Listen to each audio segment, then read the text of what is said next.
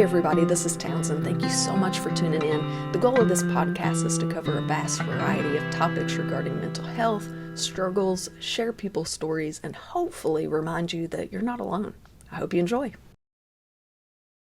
Hey everybody, I'm so excited. Of course, it is Townsend. Thank you so much for joining us tonight. We're going to be talking about gaslighting and healthy boundaries. What are those two things? What do they look like? I'm going to be chit-chatting with professional licensed counselor Wendy Blackwood. She's actually been on with us before, and I'm so excited to have her join us tonight. Well, you look good. Well, how are you? I'm good. Yeah. All right. So I have had Wendy on here before. I was so excited that she wanted to hop on again. Of course, I just speak so highly of you because you were super helpful for me and continue to be. And I'm a huge, advocate for therapy, counseling, anything to help kind of get your mental health straight. But we'll go ahead and jump in if you're cool with that. Absolutely. Okay, so starting off, if people have not seen you on here before, who the heck is Wendy Blackwood? What are your accolades? What are all those letters behind your name? What do they mean? Well, I am Wendy Blackwood. I own Healing Path Counseling, and I'm primarily a trauma therapist. I see everyone. I have a background working with therapeutic foster children and children in day treatment and outpatient, but also moved into private practice where I work with the population. I see a lot of first responders, medical professionals, educators, and so I kind of see a lot of different types of things working with those different groups. Yeah, very good. So okay, you have all these letters behind your name. Yes. So LPCS means I'm a licensed professional counselor supervisor. That means I can supervise newly licensed therapists who are trying to achieve their professional licensure. And then technology assisted supervisor. Before COVID, technology assisted counseling and supervision. I have a distance counseling certification, and I'm nationally certified by the National Board of Certified Counselors.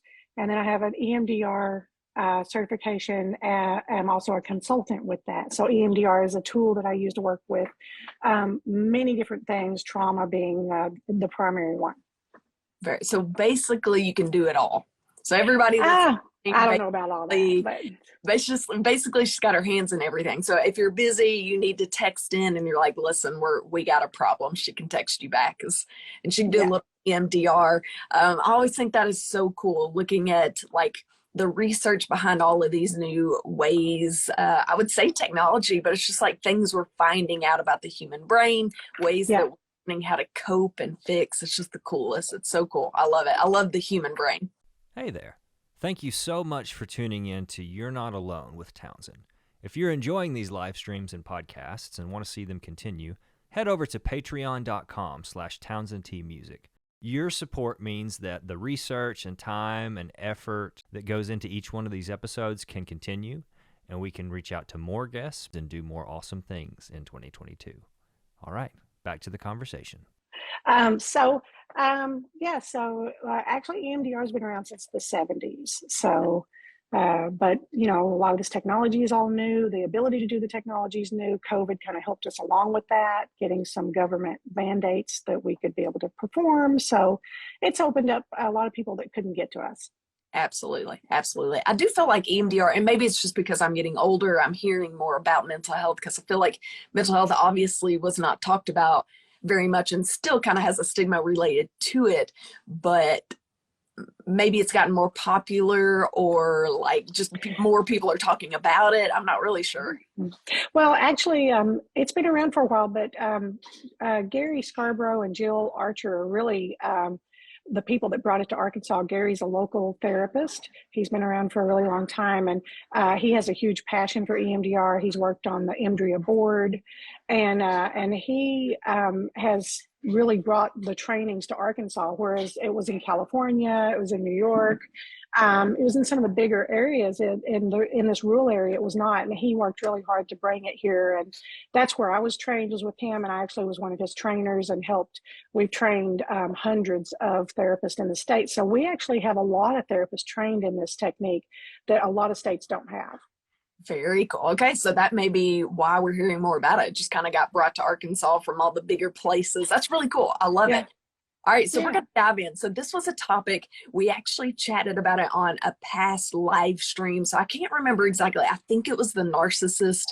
We talked about being diagnosed with narcissism and all of these things. And I actually spoke with a diagnosed narcissist, but he was the self-aware narcissist, which is very, very rare. And one thing that he talked about and he addressed a lot was gaslighting. And so you and I started chit-chatting, and a lot of people had questions and wanted it to be addressed and talked about gaslighting, not only because they're familiar with it, but it's a term that we hear a lot. We may not be using it correctly. And we do know what it is. It is not fun. We want to learn how to address it, how to cope with it. So Wendy and I got together. We decided that we wanted to address this specifically, and I thought it was perfect to do. So let's start by defining gaslighting. What is gaslighting? So the way I define it is that gaslighting is it's a psychological tactic. It's very covert. It's kind of not out in the open so much. Now it eventually becomes that sometimes, but it erodes the trust in your own decision making. It really changes the way you feel about yourself, changes your self judgment and perceptions. And it can be done, this technique can be used with individuals or with groups. And so I'm gonna kind of slide this so I made up a definition, so I was gonna read it to you so I get it correct. So what I wrote was that it's a covert psychological tactic to erode and contaminate one's self-confidence, trust in their self-judgment and perception of reality to gain control and power. And this can occur in individuals or groups of people. Okay. Yeah. So that fits narcissism perfectly. So if you didn't watch that live stream or listen to that podcast, that is a fantastic one. I felt like he really hit on some great spots on narcissism, and one of them was gaslighting. So do you feel like you see that a lot with narcissistic? And I think gaslighting occurs sometimes unintentionally. I think sometimes it's kind of created within a family system, but also it can be used with a lot of different, I see it in a lot of different personality disorders, not just narcissism. And in the general population to a point, we see it a lot in political realms and in the media, the way the media will depict certain things. It's kind of a gaslit kind of situation. So yeah, it's more common than I think people think. It's just getting a lot of publicity right now. Yeah, that's what I was gonna say. Do you feel like when people do gaslighting, do you feel like it's purposeful, or people are meaning to do that, or it's just kind of like passive aggressive? They don't even know they're doing it. There's times it's very purposeful and strategic. It is kind of a war tactic, so to speak, an emotional war tactic. And there's times I think people aren't self-aware, and I think they do it to get their way, but I don't think they realize the damage that it's doing, or that they're trying to get power over someone. They're just trying to get their way. Yeah. So it works in both ways. We see it a lot in relationships, though, where it is purposeful. That's sad. I believe they call that toxic. Yeah, it's a little toxic. Okay, so can you give us a few examples? So let's say you're in a relationship or whatever. Throw us a few examples of gaslighting in a situation. Sure. So the thing about gaslighting is it is gradual. It doesn't start out immediate, and it's coercive, it's systematic, and it really tries to change your perception of your reality. And so, like, a person might be, I'm going to give you like signs that if you experience these, then you might be experiencing some gaslighting. And so if you're constantly second guessing yourself, or if you start questioning, like, maybe I'm just too sensitive, you feel like you have to apologize all the time, you can't make simple decisions, you kind of question your abilities in a lot of ways. You start withholding information from your family or friends about a relationship or a situation. You just believe you can't do anything right. It's really, and it can really lead to a lot of loneliness, a lot of isolation and unhappiness. And I think part of it is it just questions, it erodes your self-esteem.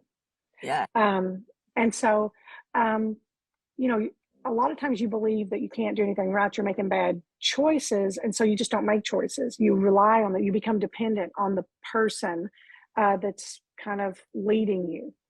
And so a lot of times it's really destabilizing. It's undermining. There's a lot of lying involved, and they try to align people against you. And so if it's a work situation, it becomes a group thing. And there's a real lack of congruence in behavior and words. So there's some certain phrases that there's certain behaviors. So some of the behaviors is withholding, like it's pretending that they don't understand what you said or refusing to listen to your side. It's also questioning your memory of events. It'll be, well, I don't remember it that way. That didn't happen. You don't know what you're talking about. That's not how it was. It's a lot of just undermining your memory of it. So you start questioning, was that the way I thought it was? It also makes you feel unimportant, like they deny your feelings. You have no right to be sad or angry or upset or betrayed. And a lot of it is shaming. It's that bullying. It's those side looks, the tone of voice, to create a feeling of inadequacy or unworthiness. There's a lot of boundaries that get crossed. There's some particular phrases that you will hear. You'll probably hear my dogs losing their mind. I have something to say about this. Yeah, they're very involved. And so gaslighting phrases will often sound a lot like this, like stop being so sensitive, or so emotional, so dramatic, you're too serious. It never happened that way. I never said that. You're crazy. You're out of your mind. You need help. You're not balanced. Oh, it was just a joke. I was just kidding. Why are you taking it that way? It's not a big deal. Why are you making such a big deal out of everything? Why are you living in the past? Why can't you just let it go? You're insecure. You are out of control. You're paranoid. I didn't do that. You're paranoid. You're making things up.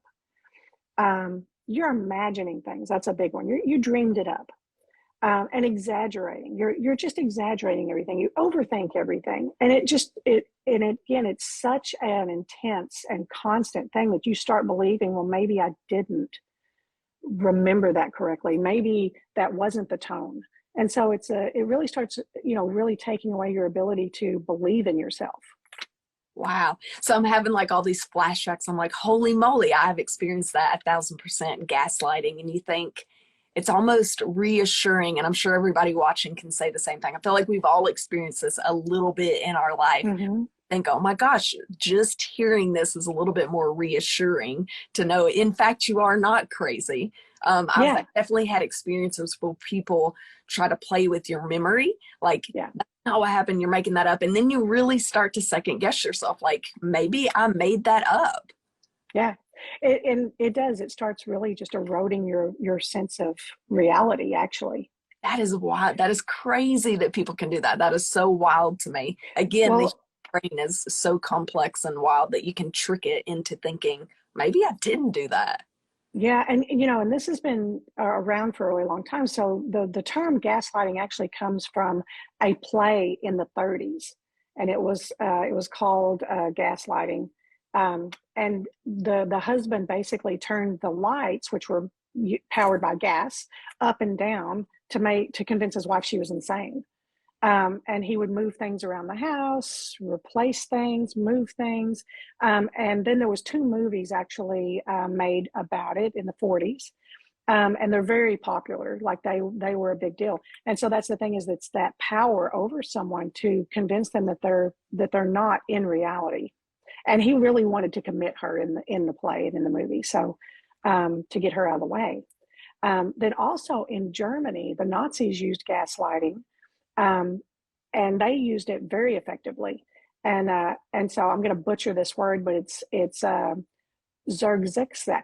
And so it is basically it's called group stalking, gang stalking. I think it's what the actual definition, gang stalking. And it's eroding the ability to know what's really happening to get people to follow you. That is terrifying. Yes. That's like a horror movie. Yeah.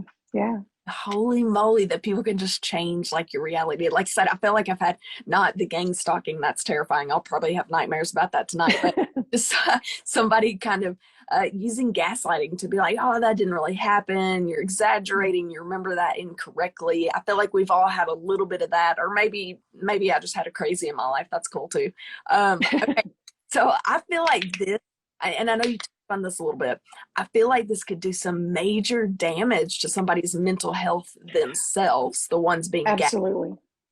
um yeah, what are some effects of that?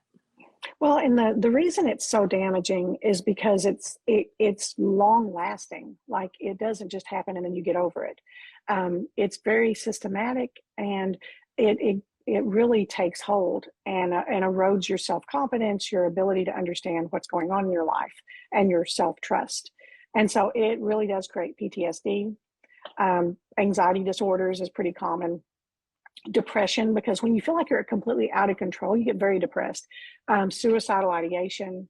There's a lot of documentation over people being gaslit and then attempting or completing suicide. Paranoia and believing you're paranoid, and then you become paranoid. I mean, there's a lot that goes into it. And then isolation, and just really the one we see the most is that low self-esteem of I'm not worthy. Yeah, I can see all those happen for sure.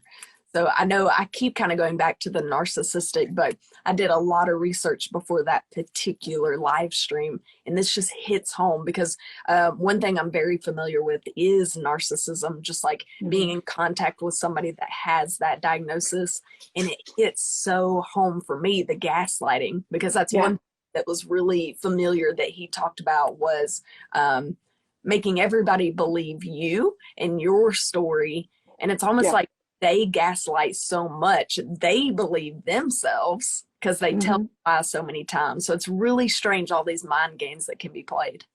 It really is a mind game. It's mental warfare, and they get in there and they really trick you. They trick you to the point where you believe it and you become dependent on them. Which is, you depend on them for your sense of reality. That is crazy, or their sense of reality more so. Yeah. That is wild. Okay. So what would be, like, for people watching, what would be a good way to handle a relationship like this, whether it be at work or family, a good way to cope? What the heck do you do when you find yourself in this situation? Well, and it doesn't just happen with romantic partners. It can be a friendship. It could be a parent-child relationship. It could be in the workplace. It's pretty common in the workplace for a colleague or a boss to really gaslight everyone and pick out particular ones to target. It can be racial gaslighting. People often will gaslight and say, well, that didn't happen. It's not that big a deal. Why are you making such a big deal out of it? When they were truly treated, poorly. Racial profiling is built upon that. Political gaslighting, religious gaslighting. And then cultural, different cultures, and being demeaning to a culture can be very much a gaslighting situation. Setting some good boundaries and basically, how do you find yourself again? And so part of it is to keep record of someone's behavior. If you feel like there's some toxic, really uncomfortable stuff going on, but you're not really certain, you kind of question yourself, start keeping a record, keep dates and times and context and exact words that are being used with you. And write down the details of the happenings so that you can verify your suspicions later when you go back and read it and you're like, no, that really is what it happened, even though he's saying or she's saying it didn't. Point out inappropriate behavior if it's safe in front of people, like, it's not okay for you to speak to me that way. It's not okay for you to make fun of me in front of people, that sort of thing. Journal your feelings, because your feelings are valid, and withhold emotional responses. If they see they get a response out of you, it's just like your school bully. They like it. It charges them up and it gives them more fuel, because they will use intimate things you've told them against you. And then use mindfulness, use a lot of mindfulness and relaxation to de-stress. There's a lot of do's and don'ts. So, the don'ts is don't take responsibility for their behavior. Don't make excuses. Don't make snap judgments. Because oftentimes they'll try to exclude you from people around you, from support systems, by telling you things about them that make you feel like you can't trust them. Don't debate or argue, because you're going to lose.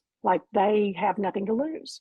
And so they're going to retell the story in a way that makes them the victim, and you the bad guy. They're not going to take, responsibility. Always be safe. If it's unsafe, leave. You got to find a way out, and don't keep their secrets for them. Some do's is realize that you're not responsible for their behavior, no matter what they say, because a lot of the things they'll say is, well, you made me. If you wouldn't do this, I wouldn't have done that, or I wouldn't have said that. And so they want you to take responsibility for their poor behavior. Talk to someone you trust, a friend, anyone, a counselor, a coworker, a sister, a brother. Find someone that you can trust and tell them, so they can verify that what you are experiencing is not okay. Because you start questioning yourself. You need a second or third party to help. Keep records, keep really good records, and find safety. Those are really important things. You've got to be safe. It's important to set those healthy boundaries. Yeah. So, we can kind of talk a little bit about those. Yeah, absolutely. I keep having these flashbacks to TikTok. I don't know if you have TikTok, but it's gotten super popular. And one thing that is blowing up on TikTok is calling out your spouses, and not necessarily by name, but showing little videos that you've taken, or journaling about your spouse or a loved one or a friend, and putting it online so that it brings awareness to the things that, one, yourself, you didn't see at first, and two, other people, so that they know, hey, this is what I saw, and it's not okay. So it's pretty neat. It's cool that people are using technology to help spread awareness. Listen, I lived in this for so long. This is what it looks like. So for myself, I'm going to post this so I don't see it again. Or if I do, I know it's a trigger. Or for you to look at it and say, hey, if this is happening to you, this is not okay. And it is okay to not be okay with that, Yeah. And, I think the use of technology is so much better, these days, because you can have a video in your house. You can have an audio recording of being screamed at. You can have, documentation of the really not appropriate text messages being screamed at you. And so those things can verify, and really help you rely on that instead of your own thoughts if you question them. Yeah, absolutely. I can't imagine before technology, when it was just your word against theirs, and they're just, feeding you with just their thoughts and their reality. That literally would send me off to a psych ward. Yeah. That is wild. Okay, so you were talking about the healthy boundaries. So that can tie in with family, friends, really anything. So what does that look like? It's setting limits. Really healthy boundaries is setting limits and rules regarding your personal space, your time, your energy, your finances, your body, your emotions, your possessions. And make sure that it aligns with your values and your culture and your mindset. And if someone steps into those, then that's not a good boundary. You get to say no. To be kind and firm, but use I statements. I am uncomfortable when you stand that close to me. I feel uncomfortable. I feel hurt when you make comments about my, weight, or my skin, or my sister, or, the way I parent. Being clear and being constant, and consistent. You can't be wishy-washy with boundaries.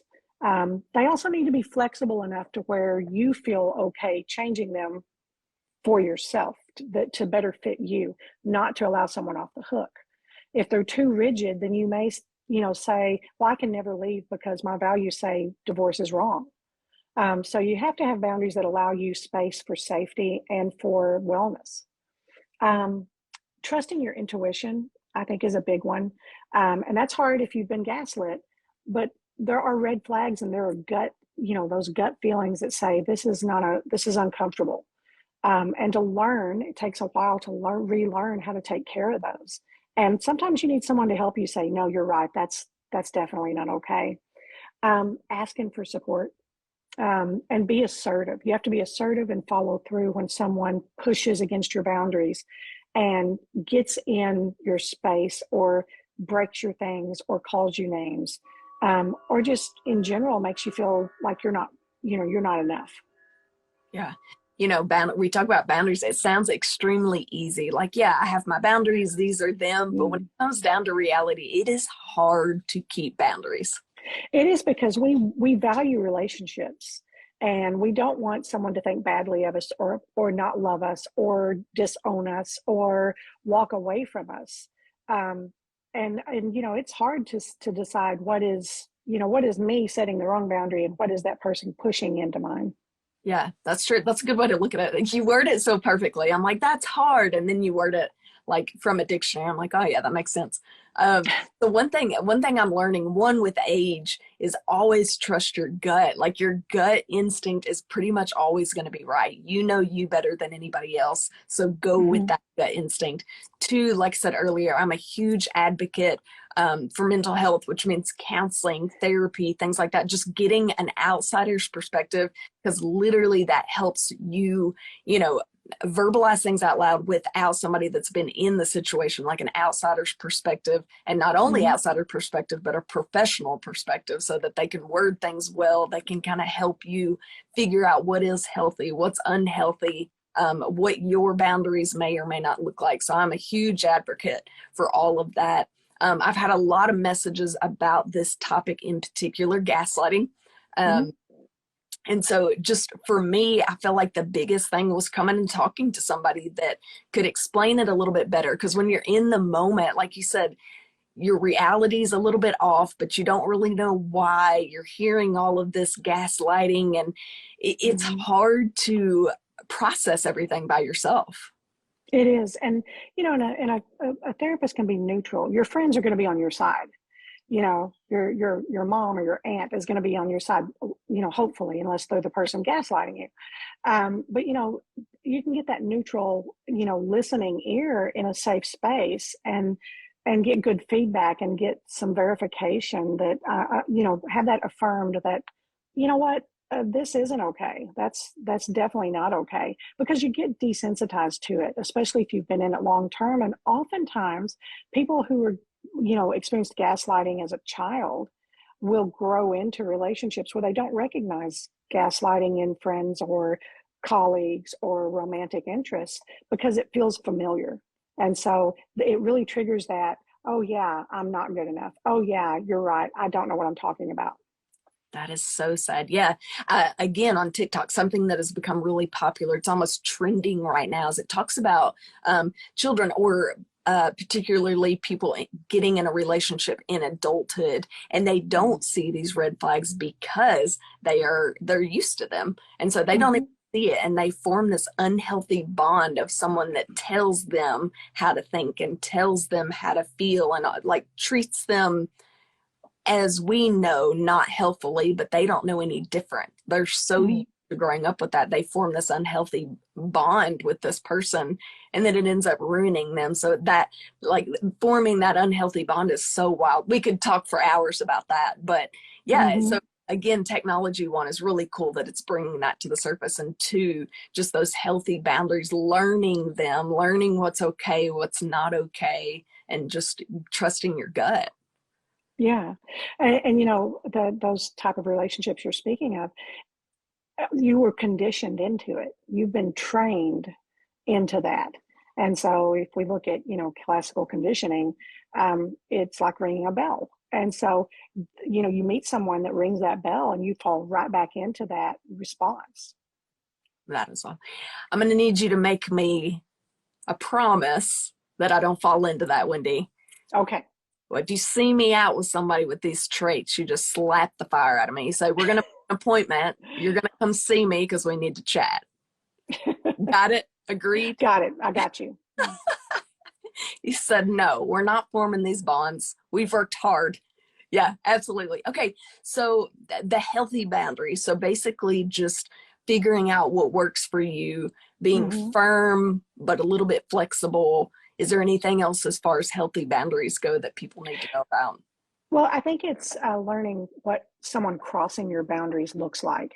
And so that, when someone crosses your boundaries, it can be a person or an organization or a boss that doesn't respect your thoughts, opinions, your physical space, or your time, money, emotional, space.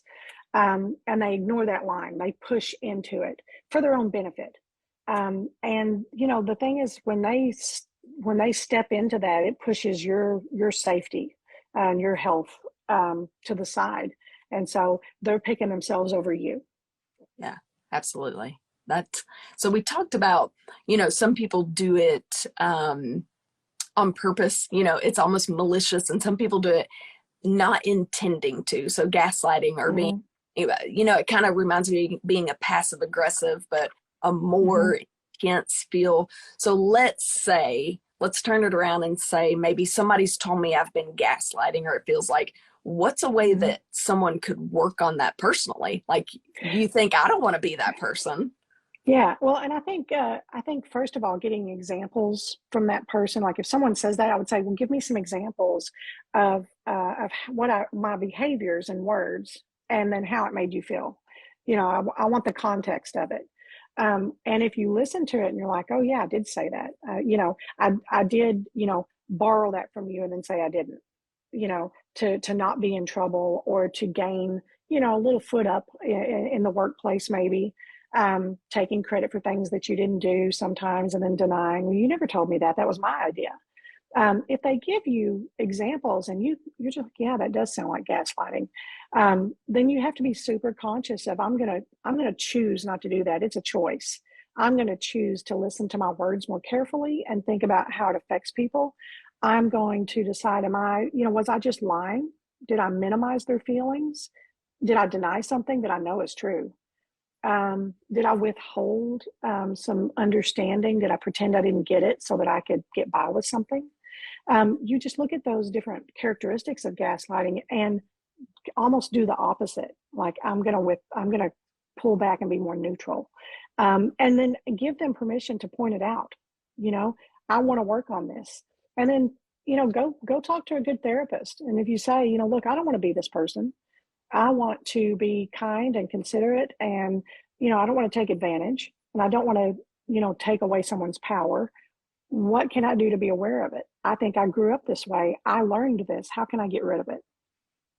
What a terrible thing. Gosh, people are so wild. We learn all these crazy things from parents or relationships that were unhealthy.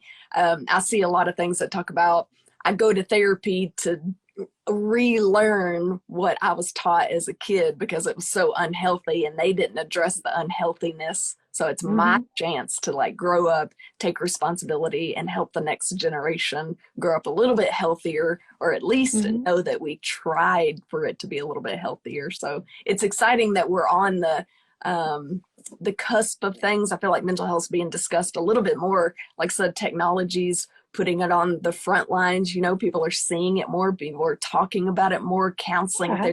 the EMDR is popular. People are chatting about it. I love that so much.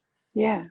So do you feel like EMDR would have anything to do with gaslighting? Do you feel like you could use that in any way, or you feel like it's more conversational? No, I think it definitely is, especially when it has eroded your belief about yourself, and your negative beliefs are getting in the way of you having a healthy, strong self concept. EMDR can definitely help you process through, especially if this relationship is still ongoing or has ended recently, but also if it triggers those past childhood or past relationship things. EMDR really just helps process something that's kind of stuck, and helps it just wash on out so that you don't carry it around every day. So you can create a new, a more positive self belief, and have a more functional and happy life. That sounds pretty fantastic. I don't know Yeah. who wouldn't want that. Who wouldn't? Who wouldn't want that? Okay, so I'm a huge fan of Wendy's. Like I said, she's been on before in the past. What did we talk about last time? What did we talk about last What time? That's a great question. gosh. We talked about good things. It was amazing. It was like 30 episodes ago. I've done several since then, but Yes. it is always a pleasure having you on. We always talk about super important conversations, and I love, like I said, we're just kind of going off of another episode that we had that talked about gaslighting, and it was something people hit me up about, being like, I want to talk about that specific topic more, because I feel like it's very common. A lot of people go through that and you don't really know what it is. You can't really pinpoint it, define it. You definitely don't know how to address it. So I'm super excited that Wendy came on to talk about it. If you guys have any questions, feel free to ask away. I think we addressed a lot of the ones I got privately in messages. But if you have any now, feel free to message down here. We'll address it. Wendy, how can people find you if they want more information about all of this stuff? They can get me at healingpathcounseling.com, or they can call my office at 501-327-7224. I'm here and I'm local, easy to get to. And if I'm not a good fit, I can refer you to a lot of colleagues that are very skilled and be very useful, and help you get to the right person. I love that. Absolutely. Was there anything else you wanted to throw in there? We just like blew through that. I was so excited. Just like, was there anything you wanted to throw in? I think that sometimes people use the term gaslighting a little inappropriately. They'll use it for any kind of acting out behavior or whatever. And I think sometimes it's a little more strategic than that. In a lot of ways, it's relentless. And the purpose is to destabilize someone, to undermine them. It's inconsistent with their behavior, and that's, everyone makes mistakes, especially teenagers. Teenagers do a lot of gaslighting type behaviors, but they're adolescents. Not that they can't truly do it; they truly can. But the purpose of it is to manipulate you. The purpose is to, create a situation that alters your understanding of your own reality, so that they can have power over you. And that could be a boss, that could be a mother-in-law, that could be a teenage, that could be an adult child that's wanting to manipulate their elderly mother or father, or grandparent. I mean, there's a lot that goes into it. It's the reason it's so effective is because it's long lasting, and it's gradual, and it just erodes away your ability to know what you know. Yeah. I think the best term you used was a bully. Yeah. It's very bullying. Basically just bullying. Yeah. But it's more subtle than your basic schoolyard bully. And actually gaslighting, there's another term that's also used. It's called ambient abuse. And so it's kind of like a soft light abuse. And so, it's very abusive, but oftentimes people don't recognize it as abusive. And I've seen it in my office, actually, people gaslighting their teenager, basically telling them, they're not good enough, but then saying, I didn't say that, and I'm like, well, I was sitting here and that's what I heard. So I'm going to verify that that's what happened.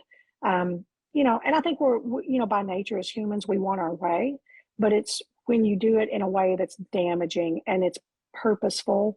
Most of the time, there are people that do it, and I don't think they're meaning malicious damage, but they can create it.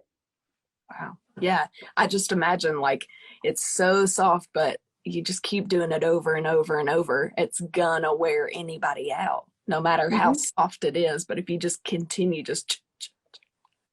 Yep. Yeah. So I guess that would be, I keep going back to passive aggressive. They kind of sound similar, but passive aggressive, I guess, wouldn't be as consistent and manipulative. Right. Usually, passive aggressive is, it's probably definitely an aspect of gaslighting, but it tends to be kind of situational. And sometimes it can be with lots of people, where gaslighting has a target. Okay. Wow. Yeah, that's a target I don't want to be a part of. But like I said, I feel like a lot of people message. I feel like this was something that was extremely common. So they wrote, the movie Gaslight is an old black and white movie, but worth watching. So they've seen that movie for sure. Yeah, there's actually two. There's one in 1940 and one in 1944. And the play was in 1938, and that's what started the whole thing. The movies were actually adapted from the play. Wow. So whatever happened? So was that a true story? Like the play? I don't know. I don't have any information on that. I think it was just someone's imagination that turned into a really great story. Wow. Yeah, there's actually a new movie. I don't know if it's based on this. There's a new movie. I think it has Julia Roberts called Gaslit. It may be a mini series with Julia Roberts, but it's called Gaslit. And I would suspect that it's similar to this. If you think about, there was an old movie called Sleeping with the Enemy, and it was Julia Roberts and another actor. He was, very abusive, but he would do a lot of mind games, and especially when he started stalking her after she left him, he would break into her house and move things, and very. But his was much more physical abuse as well. This is often just a lot of mind games. Now it can escalate to physical, abuse as well. Yeah. I will never understand how people find those things entertaining. Like anything that's realistic, I'm like, I just want to be ignorant to it and pretend it doesn't exist. So like to watch a movie about a guy stalking her and moving things around would quite literally make me a little bit crazy. Yeah. Watching not everyone needs to watch that kind of thing, and it definitely ignites some anxiety for sure. I think that's what it is. Yeah, those movies ignite some things for me. It's like horror movies, all these podcasts about like crime, murders, crimes. I'm like, how do you people go to sleep to this? How? Because I would be terrified. I would sleep with a machete because I'd be terrified like under my bed or like out in my living room, moving my furniture around just to make me crazy. I don't get it. Yeah. You people are wild, all of you. Thank you so much for joining me. You're very welcome. It is always a pleasure chit-chatting with you. You always put a new light on everything. Like I'm going to leave here and I'm going to be terrified to see that movie. I'm going to avoid anything that says gaslighting in it. But yeah, now I have all these other thoughts that are like, she worded it so perfectly. Well, thank you. And again, anytime I enjoyed it. Absolutely. Absolutely. Wendy, I hope you have a great evening. Everybody else, thank you so much for tuning in. I hope you learned a little bit of something. Stop watching all these crime podcasts. You guys are silly, every one of you. All right, y'all have a good evening, and we'll see you later, Wendy. Okay, bye-bye. All right, bye. If you enjoyed this conversation and are interested in becoming a sponsor, feel free to shoot me an email at townsendtmusic@hotmail.com or shoot me a message on any social media platform at Townsendtmusic for more information. I would love for you to become a member to help spread awareness that you're not alone. If you're looking to buy or sell, I have the perfect realty company for you. Clark & Co. Realty is located in the Benton, Bryant, Arkansas area. And they understand that buying or selling a home is more than just a transaction. It's a life-changing experience. That's why their team of highly seasoned real estate professionals is dedicated to providing exceptional, personalized services for all their clients. They truly take great pride in the relationships they build, and they always work relentlessly on the client's behalf to help them achieve their perfect real estate goals. They always have the client in mind, and I can speak firsthand when I say how reliable, trustworthy, and quick they were. When I was looking to buy my first home, they were there with me every step of the way, answering every question I could think of. They showed me a great amount of knowledge and patience through the process. It's no wonder they've won so many awards for their outstanding services and their excellent relationships with clients. So if you're looking to buy or sell, there is no better option than Clark & Co. Realty.